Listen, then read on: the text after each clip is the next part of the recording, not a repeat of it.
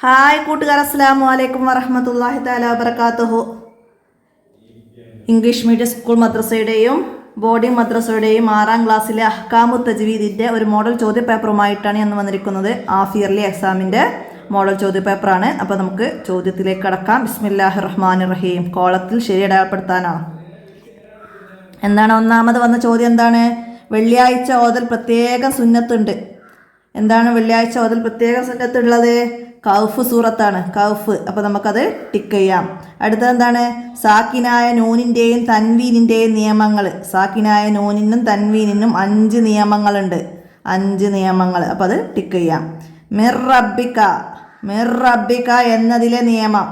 സാക്കിനായ നൂനിന് ശേഷം റാ വന്നു, ഇദ്ഗാമും ബിലാഉന്ന, ഇദ്ഗാമും ബിലാഉന്ന. അപ്പോൾ നമുക്കത് ടിക്ക് ചെയ്യാം. ഇദ്ഗാമും ബിലാഉന്നയാണ് റാ. അടുത്തത് സാക്കിനായ മീമിൻ്റെ വിധികൾ.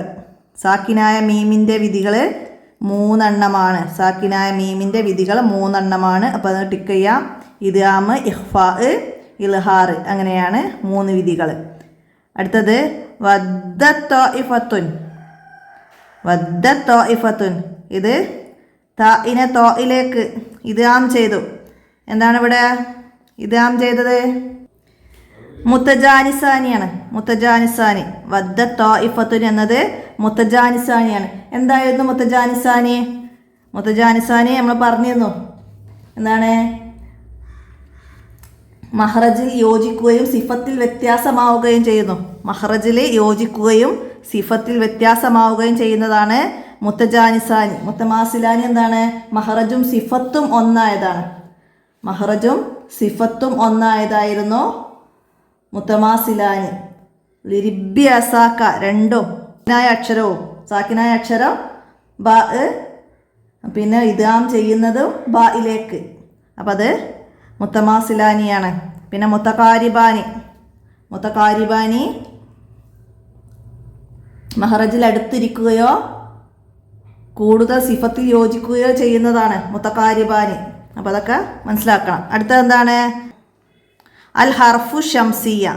ഇതിൽ ഷംസിയായത് വന്നത് ഏതാണെന്നാണ്. ഷംസിയായതിന് അലിഫ് ലാമ് ഉച്ചരിക്കില്ല. വത്തീനി, വത്തീനി എന്നാണ് നമ്മൾ പറയുക. ഇവിടുത്തെ ഈ അലിഫും ലാമും നമ്മൾ ഉച്ചരിക്കൂല. അപ്പോൾ അതാണ് ഷംസിയ. ഇവിടെ അലിഫും ലാമും വൽ അസ്ർ. അപ്പോൾ അവിടെ നമ്മൾ വൽ എന്ന് പറഞ്ഞപ്പോൾ അവിടെ നമ്മൾ എന്ത് ചെയ്തു? ലാം ഉച്ചരിച്ചു. വൽ ഹംദു, അവിടെയും നമ്മൾ ലാം ഉച്ചരിച്ചു. ഇവിടെ വത്തീനിയിൽ ലാം ഉച്ചരിച്ചില്ല. അപ്പോൾ അതാണ് ഷംസിയ. മറ്റതൊക്കെ കമരിയാണ്. അപ്പോൾ കമരിയക്ക് ഉദാഹരണം വരുമ്പം അൽ എന്ന ഉച്ചാരണം വരുന്നത് അടയാളപ്പെടുത്താം. ഇനി ചേരുംപടി ചേർക്കാനാണ്. കുല്ലു ഷൈഇൻ ഹാലിക്ക്. ഷൈഇൻ ഹാലിക്ക്, തൻവീന് ശേഷം ഹാ വന്നു. ഹാ ഇൽഹാറിൻ്റെ ഹർഫാണ്. അപ്പോൾ നമുക്ക് അതിൻ്റെ സി അവിടെ എഴുതി കൊടുക്കാം. അടുത്ത് സിറാജം മുനീറ, തൻവീന് ശേഷം മീമ്. തൻവീന് ശേഷം മീമ് എന്താണ്? ഇദ്ഗാം ബിയുന്നയുടെ, ഇദ്ഗാം ബിയുന്നയുടേതാണ്. അപ്പോൾ അതിൻ്റെ ഈ നമുക്ക് അവിടെ എഴുതി കൊടുക്കാം. അഫൂർ റഹീം, റാ ഇദ്ഗാമും ബിലാഉന്നയുടെ അക്ഷരമാണ്. തൻവീന് ശേഷം റാ വന്നു, ഇദ്ഗാമും ബിലാഉന്ന. അപ്പോൾ അതിൻ്റെ എ നമുക്ക് അവിടെ എഴുതി കൊടുക്കാം. എ.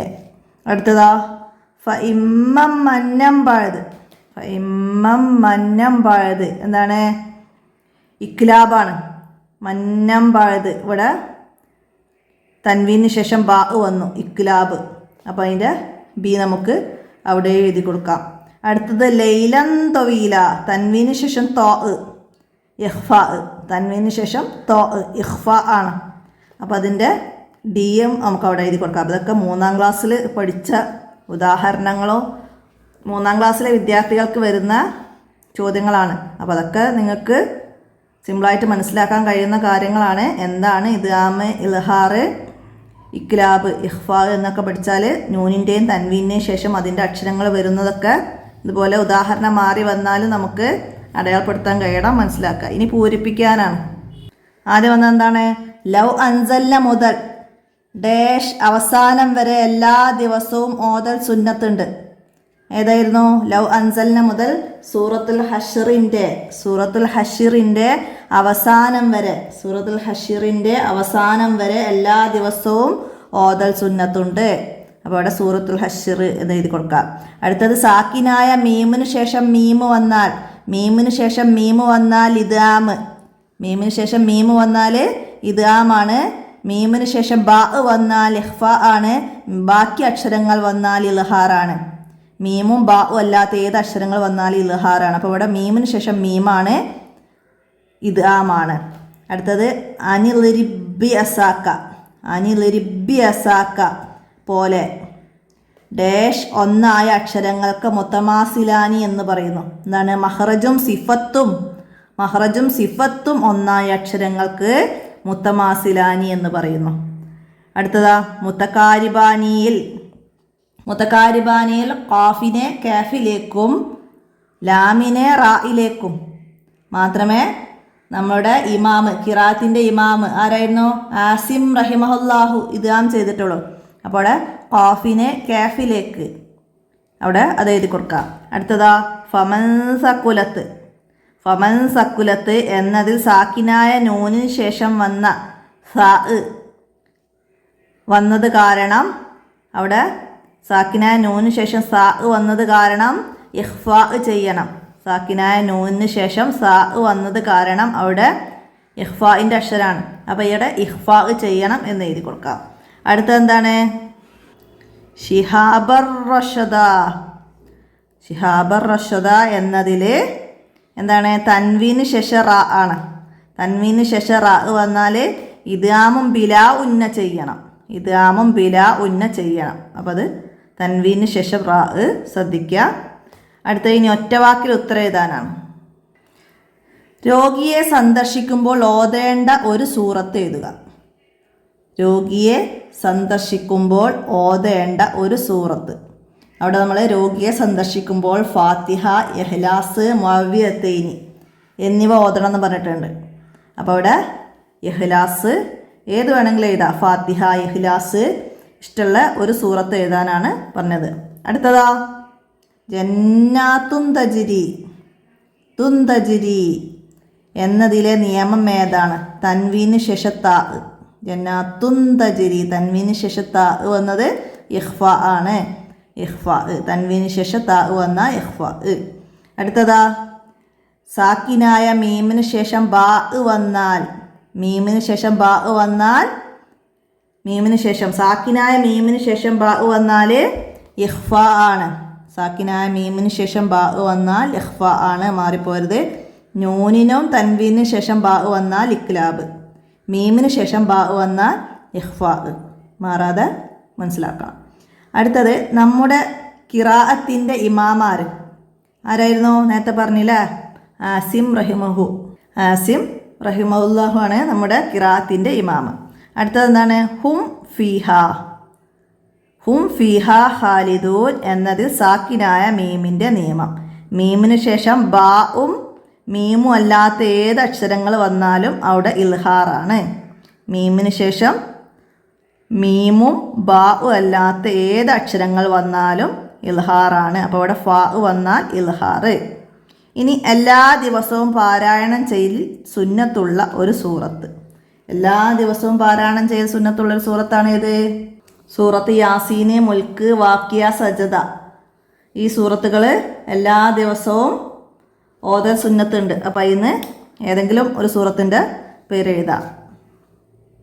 അടുത്തത് എന്താണ്? ഒറ്റവാചകത്തിൽ ഉത്തരം എഴുതാനാണ്. ഫർള് നിസ്കാരത്തിൻ്റെ ശേഷം പാരായണം ചെയ്യേണ്ട സൂറത്തുകൾ ഏതെല്ലാം? ഫർള് നിസ്കാരങ്ങൾക്ക് ശേഷം പാരായണം ചെയ്യേണ്ട സൂറത്തുകൾ ഏതൊക്കെയാണ്? ഫാത്തിഹ, ആയത്തുൽ കുർസി, ഇഖ്ലാസ്, മുഅവ്വിദത്തൈനി, ഷഹിദല്ലാഹു എന്നിവയാണ് ഫർള് നിസ്കാരങ്ങൾക്ക് ശേഷം ഓതേണ്ടത്. ഫാത്തിഹ, ആയത്തുൽ കുർസി, ഇഖ്ലാസ്, മുഅവ്വിദത്തൈനി, ഷഹിദല്ലാഹു. അടുത്തത് നബി സല്ലല്ലാഹു അലൈഹി വസല്ലമ ഉറങ്ങുന്നതിന് മുമ്പ് ഇഖ്ലാസും മുഅവ്വിദത്തൈനിയും എപ്രകാരമായിരുന്നു ഓതിയിരുന്നത്? എപ്രകാരമായിരുന്നു? നബി സല്ലല്ലാഹു അലൈഹി വസല്ലമ ഇഖ്ലാസും മുഅവ്വിദത്തൈനിയും ഓതി കയ്യിൽ ഊതി രാത്രി ഉറങ്ങുന്നതിന് മുമ്പ് ദേഹമാസകലം തടവുമായിരുന്നു. ഇങ്ങനെ 3 പ്രാവശ്യം ചെയ്ത ശേഷമേ നബി സല്ലല്ലാഹു അലൈഹി വസല്ലമ ഉറങ്ങാറുണ്ടായിരുന്നുള്ളൂ. അപ്പോൾ ഇഖ്ലാസും മുഅവ്വിദത്തൈനിയും ഓതി കൈകളിൽ ഊതി ദേഹമാസകലം തടവുമായിരുന്നു. ഇങ്ങനെ 3 പ്രാവശ്യം ചെയ്ത ശേഷമേ നബി സല്ലല്ലാഹു അലൈഹി വസല്ലമ ഉറങ്ങാറുണ്ടായിരുന്നുള്ളൂ. അടുത്തത് അഹ്കാമു നൂനി സാക്കിനത്ത് വ തൻവീനിൽ ഇൽഹാറിൻ്റെ ഹർഫുകൾ ഏതെല്ലാം? അഹ്കാമു നൂനി സാക്കിനത്ത് വ തൻവീൻ, സാക്കിനായ നൂനിൻ്റെയും തൻവീനിൻ്റെയും ഇൽഹാറിൻ്റെ ഹർഫുകൾ അത് 6 എണ്ണാണ്. ഖൽക്കിൻ്റെ ഹർഫുകളായ അംസ, ഹ, ഐന്, ഹ, ഒയ്ന്, ഹ, ഒയ്ന്, ഹ, അങ്ങനെ 6 എണ്ണാണ്. അപ്പോൾ അത് എഴുതാം. ഇതുപോലെ അഹ്കാമു നൂനി സാക്കിനത്ത് വ തൻവീൻ, ഇദ്ഗാം ബിഉന്നയുടെ അക്ഷരങ്ങൾ ചോദിക്കാം. ഇദ്ഗാം ബിഉന്നയുടേത് 4 അക്ഷരങ്ങളാണ്. നൂന്, വാവ്, മീമ്, യാ. ഇദ്ഗാമും ബിലാഉന്ന ചോദിച്ചാൽ 2 അക്ഷരങ്ങളാണ്, ലാമും റാഉം. ഇഖ്ലാബിന് ബാ മാത്രം. ഇഖ്ഫായിന് 15 ഹർഫുകളുണ്ട്. അതൊന്ന് 5 എണ്ണം എഴുതാനൊക്കെ പറഞ്ഞാൽ നമുക്ക് ബാക്കി അക്ഷരങ്ങളൊക്കെ ഓർത്ത് എഴുതാൻ കഴിയണം. അടുത്ത എന്താണ്? ഐനൈ യശ്റബു എന്നതിലെ തൻവീനിനെ ഇദ്ഗാമും ബിഉന്ന ചെയ്യണം. കാരണം എന്ത്? ഐനൈ യശ്റബു എന്നതിലെ തൻവീനെ ഇദ്ഗാം ബിഉന്ന ചെയ്യാൻ കാരണം എന്താണ്? തൻവീനിന് ശേഷം യാ വന്നു. തൻവീനിന് ശേഷം യാ, തൻവീനിന് ശേഷം ഇദ്ഗാം ബിഉന്നയുടെ അക്ഷരമായ യാ വന്നതുകൊണ്ടാണ് അവിടെ തൻവീനിനെ ഇദ്ഗാം ബിഉന്ന ചെയ്തത്. മനസ്സിലാക്കാട്ടോ. അതുപോലെ മീമു വരാം, വാവ് വരാം, നൂന് വരാം, തൻവീനിൻ്റെയും നൂനിൻ്റെയും ശേഷം. അപ്പോൾ അത് ഇദ്ഗാം ബിഉന്ന. അടുത്തത് ഇദ്ഗാം എന്നാൽ എന്ത്? ഇദ്ഗാം എന്നാൽ എന്താണ്? നമ്മൾ 5ാമത്തെ പാഠത്തിൽ നമ്മൾ പഠിച്ചിട്ടുണ്ട്. സാക്കിനായ ഒരക്ഷരത്തെ ശേഷം വന്ന ഹർക്കത്തുള്ള അക്ഷരത്തിൽ ചേർത്ത് ശബ്ദ ചെയ്ത് ഓതുന്നതിനാണ് ഇദ്ഗാം എന്ന് പറയുന്നത്. സാക്കിനായ ഒരക്ഷരത്തെ ശേഷം വന്ന ഹർക്കത്തുള്ള അക്ഷരത്തിൽ ചേർത്ത് ശബ്ദ ചെയ്ത് ഓതുന്നതിനാണ് ഇദ്ഗാം എന്ന് പറയുന്നത്. അത് എഴുതാം. അടുത്തെന്താണ്? ഇദ്ഗാം വാജിബുള്ളത് എവിടെ? ഇദ്ഗാം വാജിബുള്ളത് എവിടെയാണ്? മുത്തമാസിലാനിയിലും മുത്തജാനിസാനിയിലും. മുത്തമാസിലാനി, മുത്തജാനിസാനി ഇവ രണ്ടിലുമാണ് ഇദ്ഗാം വാജിബുള്ളത്. അടുത്തത് ഷംസിയായ അക്ഷരങ്ങൾ ഏതെല്ലാം? ഷംസിയായ അക്ഷരങ്ങൾ നമ്മൾ 6ാമത്തെ പാഠം. അപ്പോൾ 6ാമത്തെ പാഠം വരെ ഉള്ള പാഠഭാഗങ്ങൾ ഉൾപ്പെട്ട പാഠത്തിൽ നിന്ന് വന്ന ചോദ്യങ്ങളാണിത്. അപ്പോൾ അത് ഷംസിയായ അക്ഷരങ്ങൾ 14 എണ്ണം പഠിച്ചിട്ടുണ്ട്.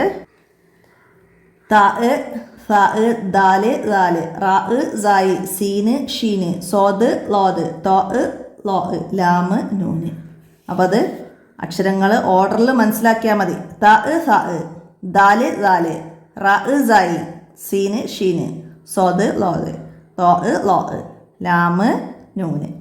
ഇത് പഠിച്ചാൽ നമുക്ക് കമരിയ പഠിക്കാൻ എളുപ്പമാണ്. ഇതിലില്ലാത്ത ബാക്കി അക്ഷരങ്ങളൊക്കെ കമരിയാണ്. അപ്പോൾ ഷംസിയായ അക്ഷരങ്ങൾ അതൊന്ന് എഴുതാനാണ് വന്നത്.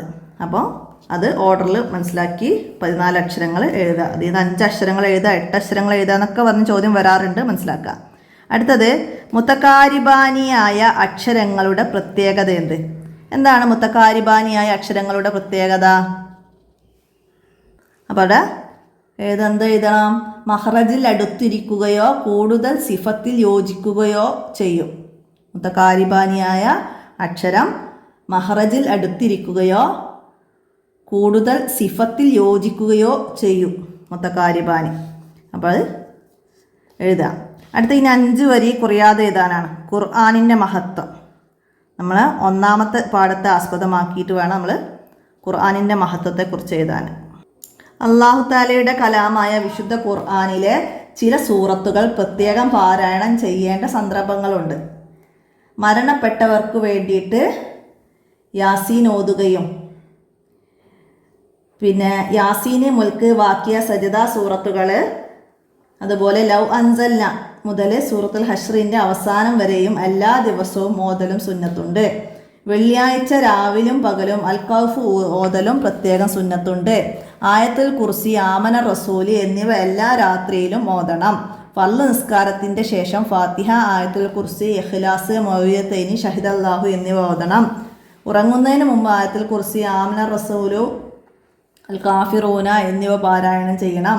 നബി സല്ലല്ലാഹു അലൈഹി വസല്ലമ ഇഖ്ലാസും മൗഇദത്തൈനിയും ഓതി 2 കൈകളിലും ഓതി ശരീരമാകെ തടവി ഇങ്ങനെ 3 പ്രാവശ്യം ചെയ്ത ശേഷം മാത്രമേ ഉറങ്ങാറുള്ളൂ.